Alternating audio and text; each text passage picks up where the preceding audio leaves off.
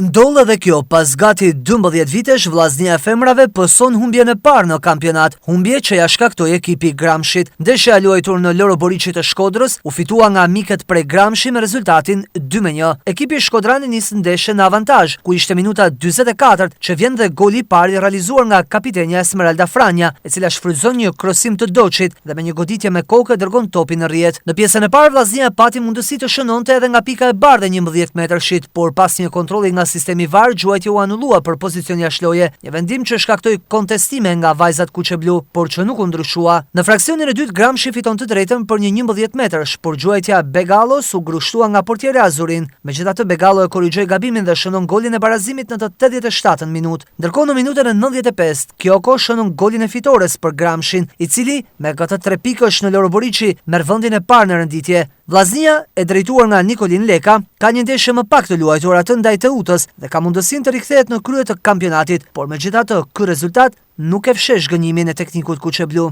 Të them të drejtën, jemi shokuar nga jo vetëm nga rezultati, por edhe nga paraqitja e disa vajzave. Nuk e priqim këtë, kishim bërë gjithë javën, ishim përgatitur, kishim bërë gjithë javën stërvitje, kishim dhënë orientimet tona, por disa vajza nuk ishin në lartësinë e duhur, në atë që kërkoshin në MMA. Edhe normalisht futbolli luhet 10-10 plus për një maç, që sikur 3 vajza mos paraqiten në fushën e lojës, dihet e punë, mundu me bë me zëvendësime, por edhe zëvendësimet nuk e çunë lojën aty ku deshim ne. Them drejt, ishin 2 gola aksidental, nuk ka si për lloj Gramshi. Kishim rastet tona, mund të mbyllte pjesa parë 3-0.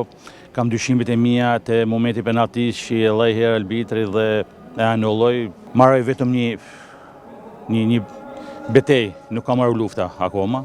Kështu që do t'i shikojmë gjanat më me imësi, do t'i shikojmë gjanat mirë, do të korrigjojmë ato gabimet që kena bën këtë fushën e lojës dhe normalisht Vllaznia do të jenë aty në ato pretendimet e veta. Po mundohemi të ndërtojmë një skuadër pretendente.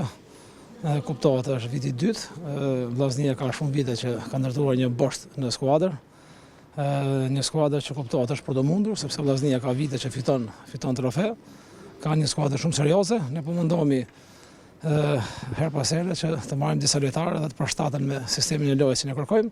Arritëm të bënim atë që bëm për të marrë një fitore që do ta quhet jashtëzakonshme, pasi u tregu një karakter shumë i madh nga gocat.